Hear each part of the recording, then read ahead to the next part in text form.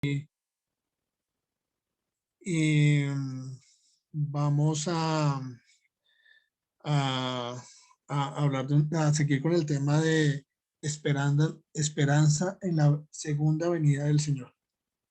Y el título del mensaje de hoy es Un gobierno ideal y está basado en el texto de Isaías capítulo 11. Vamos a estar mirando los versículos del 1 al 10 y ¿por qué no oramos? Oremos antes de comenzar la predicación de la palabra para que el Señor sea guiando y hablando a nuestros corazones. Señor, te damos muchas gracias por tu bondad. Gracias por la oportunidad que nos das de acercarnos a ti, de escuchar tu palabra, Señor. Permite que hoy tu palabra nos dé la esperanza que necesitamos de ese gobierno ideal que solo tú puedes dar. Ayúdanos a crecer, a vivir, a comportarnos como parte de este gobierno, Señor, que tú nos ofreces por gracia y por misericordia. Te damos muchas gracias y hoy te alabamos y te glorificamos y te pedimos que hoy nuestros corazones estén atentos a escuchar tu voz. En el nombre de Cristo Jesús, amén. Bueno, ¿cuántos de ustedes no anhelan vivir en un lugar y en un gobierno que sea perfecto? Y siempre hemos tenido como la expectativa, bueno, no sé si todo, de pronto en mi caso sí he pensado en algún momento, pues cambiarme de Suba. Suba es muy complicado. Suba es complicado aquí en Bogotá y uno dice, "Uy, mejor vivir como en otro sitio mejor. Qué bueno tener un gobierno mejor, qué bueno tener mejores posibilidades, bueno, muchísimas cosas mejores. Y estamos anhelando lugares donde nosotros nos podamos sentir seguros, donde podamos sentirnos muy bien, donde podamos desarrollarnos muy bien. Y, y la verdad es que cuando nosotros hacemos esos deseos y miramos otros lugares que nos parecen ideales, cuando analizamos, pues nos damos cuenta que no son tan ideales. Y cuando miramos en realidad todo el mundo, nosotros vemos que vivimos en un mundo que está muy roto y que es un mundo que le falta esperanza y que le falta sentido. Hay un psiquiatra que es además teólogo, que se llama Pablo Martínez Vila, y en una de las exposiciones de Reboot, que son predicaciones con temas actuales, se planteaba unas preguntas y exponía por qué él no quería, por qué él no era ateo. Y él decía que en uno de sus argumentos planteaba que los ateos, cuando se hacen las tres preguntas para definir la vida, el ateo se enfrenta a que estas le producían desesperanza y frustración a una persona atea. Y ponía como ejemplo a Hawkins, el gran ateo que iba en contra de todo el concepto de Dios. Y las tres preguntas tenían que ver con de dónde vengo, a dónde voy y para qué estoy aquí. Y él planteaba que un ateo decía que el lugar donde venía era, era simplemente un hombre viene de un puñado de genes y células. Que para qué estaba simplemente para vivir y desarrollar su vida simplemente. Y que a dónde iba a llegar simplemente, pues un ateo simplemente iba a morir y no tenía absolutamente nada más que hacer, desaparecer. Este pensamiento para Pablo Martínez Vila era un mensaje muy desesperanzador. Pero cuando nosotros miramos la Biblia nos presenta un mensaje completamente diferente. Nos presenta un mensaje donde nos da esperanza, donde nos da sentido de origen, nos hace parte de un pueblo, donde tenemos un propósito de vivir, no simplemente de venir a consumir nuestros recursos, sino estamos hechos para mucho más que simplemente consumir recursos y morir. Y obviamente cuando partamos a la eternidad, tenemos esperanza de que hay algo más allá que nos llena y que nos da seguridad de que simplemente no vamos a pasar simplemente como simples células y, y cosas que pasan como un animal o como una cosa simplemente que se muere. Cuando nosotros nos enfrentamos al texto de Isaías capítulo 11, pues nos plantea este asunto de una esperanza y un gobierno que nos produce mucha tranquilidad y confianza sobre la eternidad y sobre lo que va a pasar. Pero antes de poder entender este pasaje tenemos que contextualizarnos dónde estaba Isaías. Isaías estaba en Jerusalén, vivió en Jerusalén aproximadamente en el año 740 y profetizó un mensaje que iba dirigido a la clase dirigente, que no era una clase buena, que era una clase corrupta de Judá y de Jerusalén. Habló de un mensaje sobre el juicio de Dios y les advirtió a estos dirigentes que su rebelión contra el pacto de Dios y contra Dios tendría un alto costo. Dios usaría unos imperios que era el imperio de Asiria y el imperio de Babilonia para traer un juicio sobre ellos si persistían en la idolatría y en la opresión al pobre. Entonces, cuando nosotros vemos esto, vemos que para nada se asemeja a un gobierno ideal, a un lugar ideal. Para nada estaba viviendo Jerusalén y Judá, que supuestamente era el pueblo de Dios. Isaías estaba acusando a los dirigentes de rebelión contra el pacto, de injusticia y de idolatría. Y por lo tanto Dios iba a juzgar esta ciudad y este pueblo, enviando a enemigos para conquistarla, pero que Dios iba a hacer algo, los iba a purificar. Y los iba a purificar a través de una metáfora que es un fuego purificador, y que con esto iba a acabar todo lo indigno de Israel. Todas las profecías y los oráculos de juicio también estaban inmersas en un mensaje de esperanza. Isaías creía que Dios cumpliría todas las promesas del pacto, las promesas hechas a Abraham, a Moisés, al pueblo de Israel, y que Dios enviaría un rey del linaje de David para establecer un reino o un gobierno como el que Dios quería. Y nos recuerda a 2 de Samuel capítulo 7, donde Dios promete que ese reinado será para siempre, será eterno. Y es una promesa que tiene cumplimiento en alguien que nosotros conocemos muy bien, que es Jesucristo. Este nuevo líder llevaría a Israel a la obediencia de todas las leyes del pacto, y que toda esta bendición iba a llegar no solo al pueblo de Israel, sino a muchas más naciones.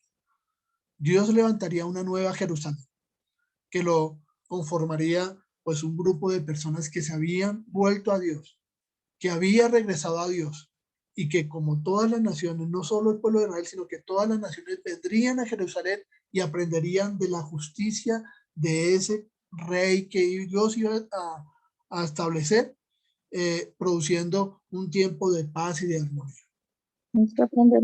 Pero antes de todo esto, pues Israel tenía que pasar por el juicio de Dios. Y el texto de Isaías nos plantea que Israel iba a ser cortado como un árbol, iba a ser abandonado como un tronco en el campo y quemado y calcinado. Pero que después de toda esta quemazón, después de todos estos pedazos, surgiría un nuevo rey llamado Emanuel, que significa Dios con nosotros, y que librará al pueblo de Israel de los opresores. Este es el reinado ideal que está describiendo el capítulo 11 de Isaías, y que vamos a estar acercándonos hoy, y que nos dará un pequeño esbozo de cómo será este reino y gobierno ideal. Lo primero que nos muestra ese texto es que el reino ideal tendrá un rey perfecto, o tiene un rey perfecto. Esto se ve en el versículo 2 y vamos a estar leyendo. Entonces, dice, el Espíritu del Señor estará continuamente sobre él. Le dará sabiduría e inteligencia, prudencia, fuerza, conocimiento y temor del Señor. El reino ideal tiene un rey perfecto y tiene unas características especiales. La primera característica de este rey perfecto es que el Espíritu del Señor está sobre él. ¿De quién está hablando este pasaje? Este pasaje está hablando de Jesucristo. Está hablando directamente de Jesucristo. Todas las profecías de ese Emanuel que iba a venir tuvieron cumplimiento en la vida del Señor Jesús cuando se encarnó y se hizo. En el Antiguo Testamento, cuando se hablaba del Espíritu de Dios que venía sobre los profetas o sobre el rey o sobre los sacerdotes, ese venía para capacitarlos para cumplir una labor.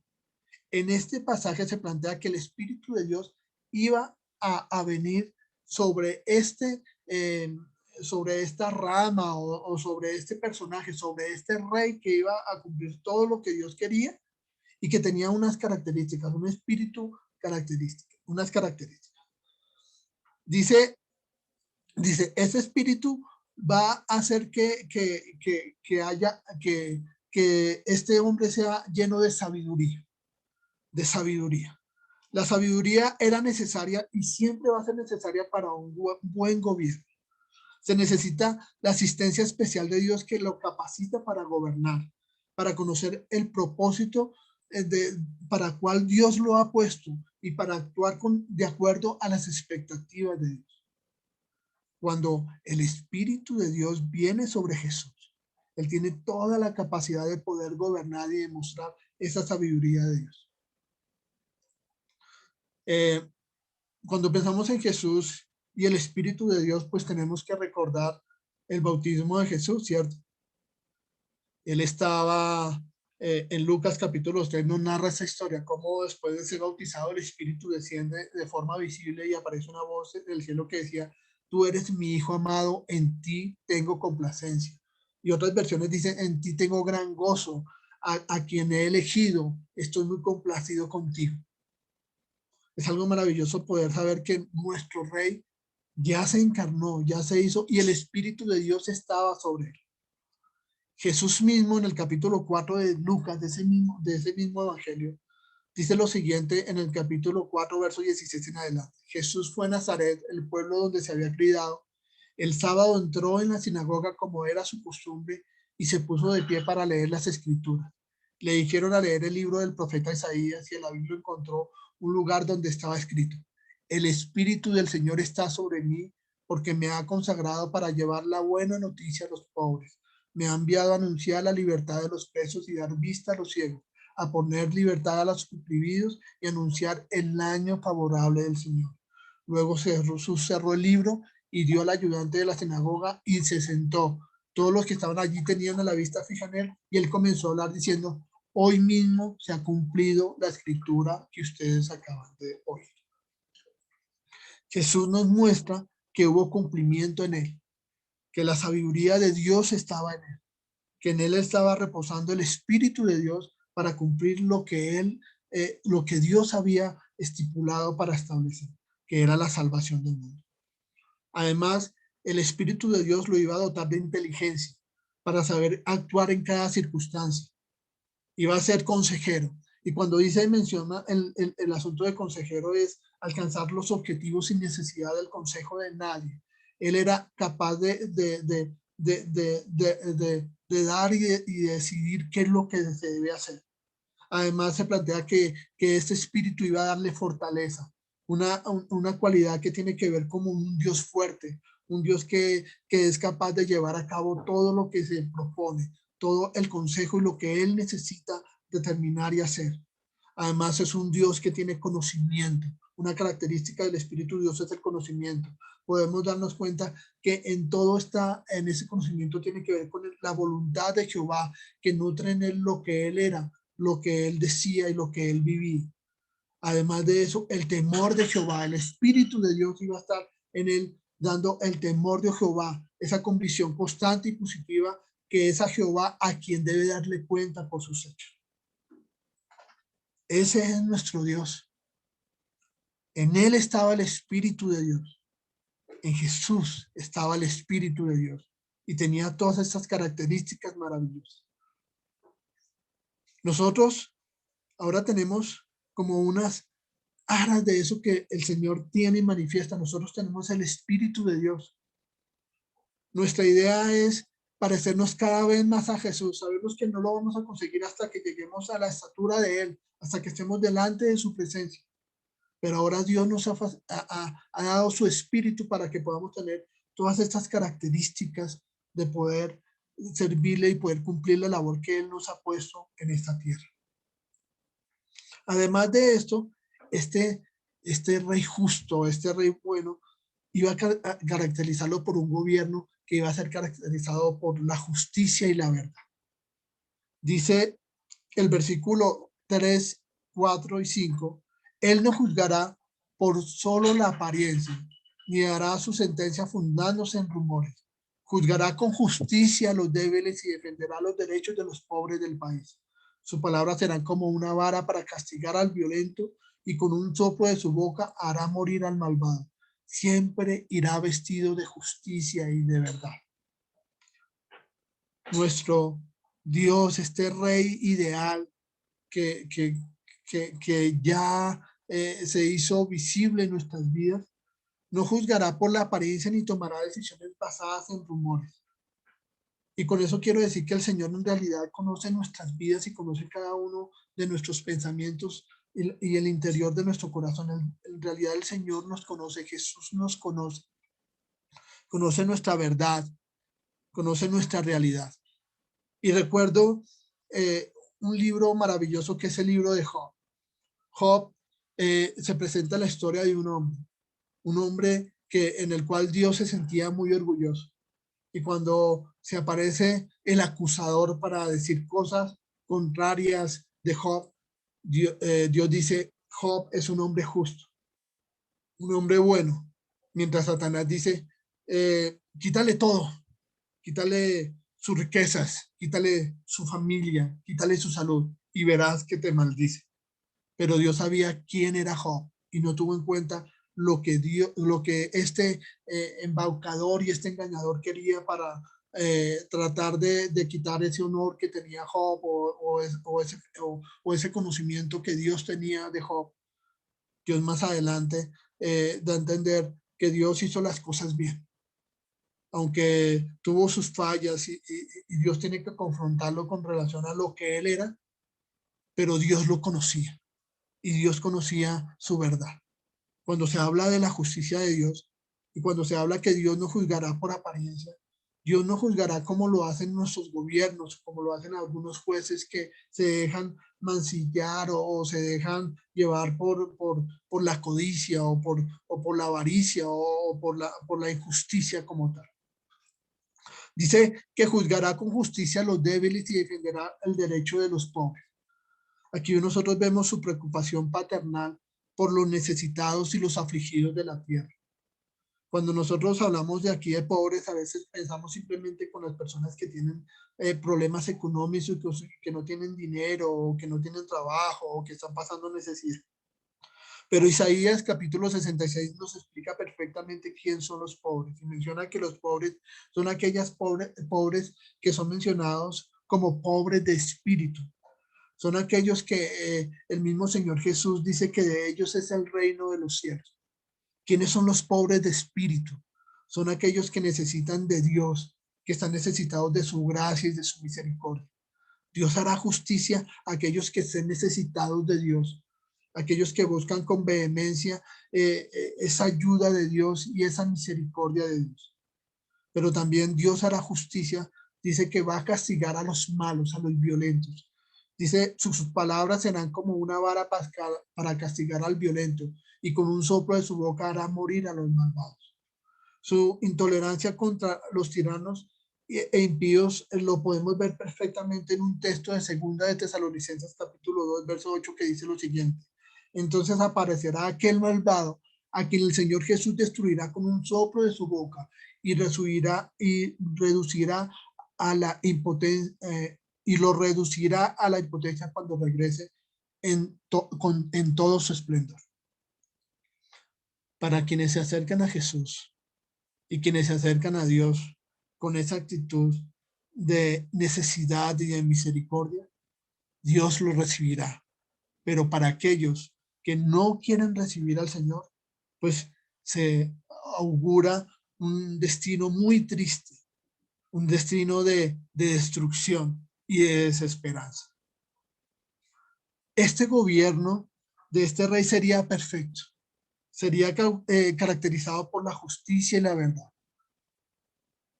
En esto nosotros podemos ver el gran rey que nosotros tenemos. Y tenemos que hacernos unas preguntas. ¿En quién hemos puesto nosotros nuestra mirada? ¿A quién nosotros admiramos? ¿Quién es nuestro referente? ¿En quién hemos puesto nuestra confianza? El rey ideal que se nos plantea acá es un rey maravilloso, un rey que hace justicia, un rey que tiene el Espíritu de Dios. Pero muchas veces nosotros estamos poniendo nuestra mirada y admirando a otras personas que no cumplen con lo que Dios es, con lo que realmente Jesús es y lo que realmente Jesús expresa. Hoy la invitación es que nosotros pongamos toda nuestra confianza en este gobernante ideal, en Jesús de Nazaret, el Hijo de Dios, que es perfecto, santo, sin pecado, que nos ama, que se hizo hombre por amor a nosotros, que se hizo justicia para que nosotros pudiéramos recibir el favor y el perdón de Dios. En Él es quien debemos poner nuestra esperanza. Cuando se nos plantea que hay un rey perfecto, este rey maravilloso y este rey ideal, pues también se nos plantea que el reino es perfecto. Solo este reino es perfecto si tenemos un gobernante perfecto. El versículos del 6 al 9 describen la perfección de este reino y describen un estado de paz que estará en todos los dominios. Y eso es lo que nosotros llamamos paz universal. Y no suena como, a veces suena ese paz universal, suena como el discurso de una reina que dice, ¿qué desea usted? Paz, paz para el mundo, paz para el universo. Pero cuando el texto nos habla, el texto da a entender una paz que en realidad sobrepasa todo entendimiento y toda comprensión. El verso de 6 a 9 dice lo siguiente: el lobo vivirá con el cordero, el leopardo se echará con el cabrito, y juntos andarán el ternero y el cachorro de león, y un niño pequeño los guiará. La vaca pastará con la osa, sus crías se echarán juntas, y el león comerá paja con el buey. Jugará el niño de pecho junto a la cueva de la cobra, y el recién destetado meterá la mano en el nido de la víbora. No hará ningún daño ni estrago en todo mi monte santo, porque rebosará la tierra con el conocimiento del Señor, como rebosa el mar con las aguas. Este reino ideal que nos da el Señor y que nos promete el Señor va a ser caracterizado por el compañerismo y la armonía, y lo expresa con metáforas maravillosas de animales de naturaleza, diferentes animales que podrían simbolizar las relaciones entre los que van a ser parte de ese reino, cuyo carácter sería transformado. El lobo, que puede simbolizar la fuerza y la prepotencia, podría convivir con el cordero, que simboliza la debilidad y la fragilidad y la sumisión. El uno no se comerá al otro. Igualmente el leopardo y el cabrito podrán descansar en el campo abierto sin despliegue de seguridad, sin que haya algo que los separe, simplemente van a convivir. El león y el cachorro crecerán juntos y no habrá temor de que los niños pequeños inocentes puedan extender su mano y coger la serpiente y jugar y meter en el agujero de la cobra. En todo esto nosotros podemos ver que habrá una armonía, que habrá paz y tranquilidad.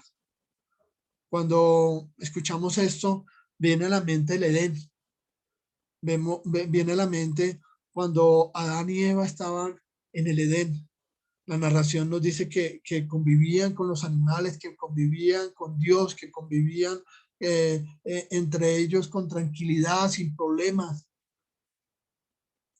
Dice el texto, no habrá ningún daño ni estrago en todo mi monte santo, no habrá violencia. porque todos estarán satisfechos. Pero todo esto se da porque hay una satisfacción en el conocimiento de Jehová. En realidad hay una relación en el conocimiento de Dios. El conocimiento del Señor es más que una ciencia intelectual o un aspecto teórico. Incluye un reconocimiento de la presencia de Dios en nuestras vidas, en nuestra conducta personal, en nuestra relación con el Señor. Cuando estamos con el Señor ya en su presencia, en realidad lo conoceremos realmente, como Él quiere que lo conozcamos, con toda su plenitud. Pero en estos momentos que todavía no estamos en su presencia y que seguimos viviendo ahora, nosotros podemos conocerle a través de su revelación. Esa revelación ha sido una revelación natural, pero también ha sido una revelación especial. La revelación natural es cuando nosotros vemos el paisaje y vemos la grandeza de Dios en todo lo que Él ha hecho y decimos, uy, qué bonito, Dios hizo esto, es grande, podemos conocer aquí al Señor. Pero nosotros tenemos una revelación especial y esa es la revelación que está consignada en la palabra de Dios. En la palabra de Dios podemos conocer a Dios. Podemos conocer esa parte revelada de Dios, cómo Dios se ha revelado en nuestras vidas. Pero muchas veces nosotros nos olvidamos de estudiar la palabra de Dios. Qué bueno que la Confra tenga esas posibilidades de poder estudiar, de poder capacitarnos, de poder conocer más sobre ese Dios maravilloso que nos ofrece un reino ideal, un reino maravilloso, un reino en el cual nosotros podemos acercarnos y vivir y experimentarlo. Sé que solo lo vamos a tener en el momento en que nosotros partamos en su presencia o en el momento en que Él vuelva cuando Él determine volver. Pero es algo que nos da esperanza y nos invita a acercarnos y a conocerlos a Él, a conocernos, a conocer su grandeza. Y solo a través de Él podemos, a través de ese conocimiento podemos tener la certeza y podemos llegar a tener esa paz que tanto se nos muestra en este reino ideal. Y por último, este reino ideal nos hace una invitación para que participen de él todos los pueblos de la tierra. El versículo 10 dice lo siguiente: en este día el heredero del trono de David será estandarte de salvación para el mundo entero. Las naciones se reunirán junto a él y la tierra donde vive será un lugar glorioso. Este rey ideal hace un llamado a toda la humanidad, ya no solo al pueblo judío, hace un llamado a que todos se acerquen a él. Primera de Pedro capítulo 2 nos dice lo siguiente. Dice, ustedes han gozado de la bondad del Señor. Acérquense a esta piedra, a Jesús, este rey ideal que vino y se hizo hombre. Acérquense a esta piedra que por algunos fue desechada, que se convirtió en una piedra que era fundamental para la construcción del edificio. De este edificio era fundamental. Para quienes aceptaron esta piedra se convirtió en valiosa y donde no hay, donde no seremos defraudados. Pero para quienes la rechazaron será tropiezo de perdición. Les dice a quienes aceptaron esta piedra, a este Jesús que vino, que se convirtió en principal, ahora ustedes ya son parte de la familia de Dios, ya son una nación santa, ya son sacerdocios para su servicio, ya son un pueblo adquirido por Dios por la obra de Jesús. ¿Pero para qué? Para anunciar las virtudes del Evangelio de Dios, para anunciar lo que Dios es al mundo, para entender que este reino ideal es una invitación para todos los pueblos, no solo para nosotros, sino para el que está a nuestro lado. Pedro dice, antes ustedes eran pueblo, ahora todos los que han creído en Jesús antes no eran pueblo, ahora son pueblo de Dios. ¿Para qué? Para llevar este mensaje a todo el mundo. El reino ideal es una invitación para todos. Y Dios nos usa a nosotros, somos los instrumentos en las manos de Dios para llevar ese mensaje de ese reino ideal y ese rey ideal al mundo roto que necesita conocer de él. Nosotros como esa nueva parte, como parte de esa nueva familia de Dios, estamos para anunciar el evangelio de Dios. Cumplimos la tarea de llevar ese evangelio a todo el mundo.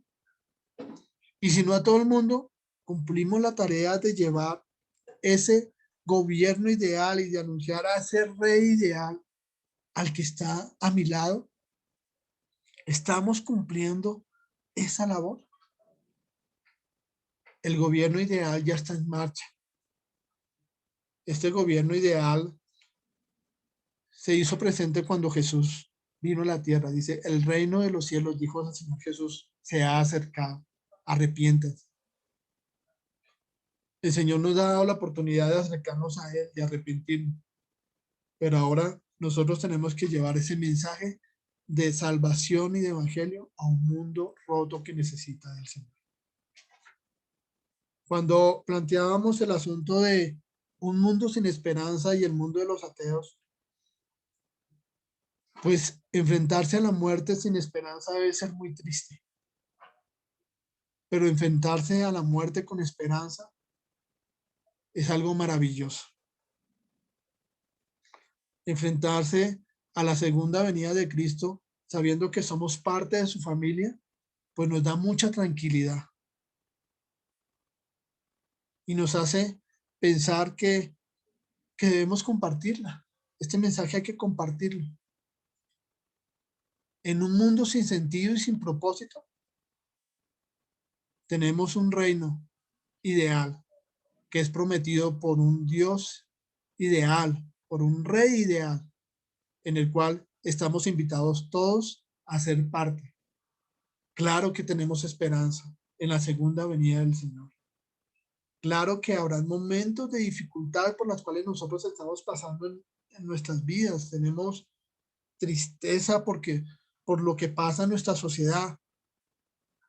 Nos duele lo que pasa en Medellín, lo que pasó en Medellín con estos niños violados. Nos duele. Nos duele con la violencia, Señor, que vemos a diario. Pero sabemos que Dios comenzó un proceso. Dios comenzó un gobierno que está andando y que va a llegar a tener su plenitud cuando Él regrese. Y nosotros hacemos parte de ese pueblo que va a disfrutar de ese reino ideal y de ese rey ideal. ¿Por qué no oramos al Señor y le pedimos que nos ayude? Que podamos eh, compartir este mensaje de salvación a muchos. Que si tenemos eh, miedo a nuestra realidad, pues pensemos en quién es nuestro Señor y pensemos lo que Él nos va a dar en este reino que prometió y que va a tener toda su plenitud cuando Él venga por segunda vez. Señor, te damos muchas gracias por tu bondad y tu amor. Gracias por ser nuestro Rey ideal, por ser ese Rey perfecto,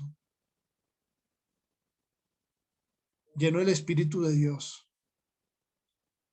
que actúa en justicia y verdad, que nos amó tanto que se hizo justicia, o sea, pagó nuestro precio. Pagaste nuestro precio, Señor, y te damos muchas gracias por eso. No merecemos tanto amor. Gracias por prometernos, Señor, tener un conocimiento completo de ti, Señor, y con ese conocimiento completo de ti poder disfrutar de ese reino ideal, de ese reino perfecto, donde habrá armonía, paz universal y donde todos, absolutamente todos podemos acudir, todos los que aceptemos ese mensaje podemos acudir.